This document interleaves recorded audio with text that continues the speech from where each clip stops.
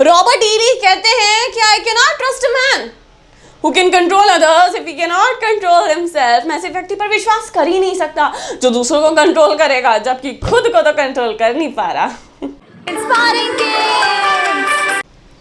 हम लोगों को कंट्रोल नहीं कर सकते, तो क्या कंट्रोल कर सकते हैं? वो है हमारी फीलिंग्स, हमारे इमोशंस, और सबसे बड़ा हम अपने रिएक्शंस को कंट्रोल कर सकते हैं। हम आज जहाँ पे भी है, जहाँ जाना चाहते हैं जाकर, जहाँ रुके रहना चाहते हैं, ऑफकोर्स सफलता की बात कर रही हूँ मैं, और इसके अलावा कोई भी फील्ड, सेल्फ कंट्रोल होना बहुत ज़रूरी है। क्योंकि अगर हमारे पास सेल्फ कंट्रोल नहीं है तो हम अपना रिमोट किसी और के हाथ में दे देते हैं। पैसे पे आपका कंट्रोल नहीं होगा अगर आपका खुद के ऊपर कंट्रोल नहीं है, सेल्फ कंट्रोल नहीं है। तो सेल्फ कंट्रोल नहीं है तो हेल्थ रिलेशंस पे किसी भी जगह कंट्रोल हो ही नहीं पाएगा अगर सेल्फ कंट्रोल नहीं है। तो ये जैसे जैसे वीडियो आगे बढ़ता जाएगा, ये जितना वीडियो शॉर्ट है ना, टू द पॉइंट कंटेंट है, इसलिए कि इसको स्किप मत करना, क्योंकि आज आपको मिलने वाले हैं 3 ऐसे steps to control yourself. अरे वाह, राइमिंग बन गया। ऐसे 3 एक शॉर्ट सा प्रोसेस में बताने वाली हूँ जो 3 स्टेप का होने वाला है टू कंट्रोल योर सेल्फ। हमसे कोई बात करता है, स्पीक करता है, कम्युनिकेट करता है, तो हमें लिसन करना चाहिए, है ना? कोई बात कर रहा है तो हमें लिसन करना चाहिए। हमें काम करते क्या है, हम करते क्या है, हम सोचते हैं। और क्या सोचते हैं? उसके अपीयरेंस के बारे में, उसके बॉडी लैंग्वेज के बारे में, उसके ड्रेस कोड के बारे में, कहाँ से है, वो क्या बोल रहा है, सबसे इंपॉर्टेंट हमें क्या नेक्स्ट बोलना है, इसमें हम लगे रहते हैं। तो वो भी बोल रहा है, हम सोच रहे हैं, वो बोल रहा है, हम सोच रहे हैं, ये दोनों के प्रोसेस के बीच में ना ये गैप हो जाता है। और ये गैप किससे फिल होगा? ये लिसनिंग से फिल होते हैं। मैं ना अपने हर एक टीचर से बहुत सारे क्वेश्चंस पूछती हूँ, मेरे पास बहुत सारे क्वेश्चंस रहते हैं, लेकिन जब मैं फर्स्ट क्वेश्चन पूछूँ ना, सेकंड क्वेश्चन रेडी तो रहता है, लेकिन मैं वो नहीं सोचती, क्योंकि फर्स्ट मैं क्लियर करती हूँ और अंडरस्टैंड हो जाता है कंसेप्ट, तो फिर उत्तर अपने आप निकलते हैं।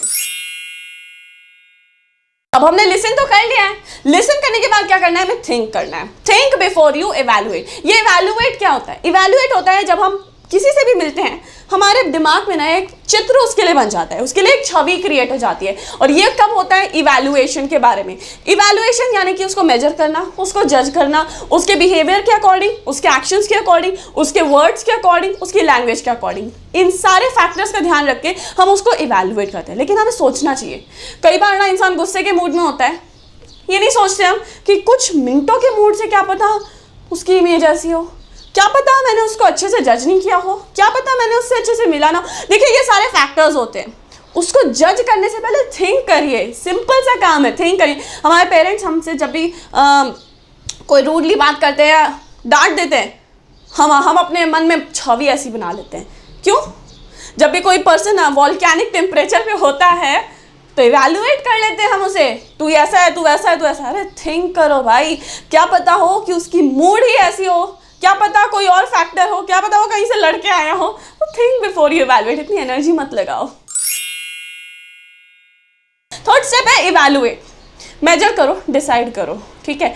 अब उसको इवैल्यूएट करो, सिचुएशन को कैसे हैंडल करा जा सकता है।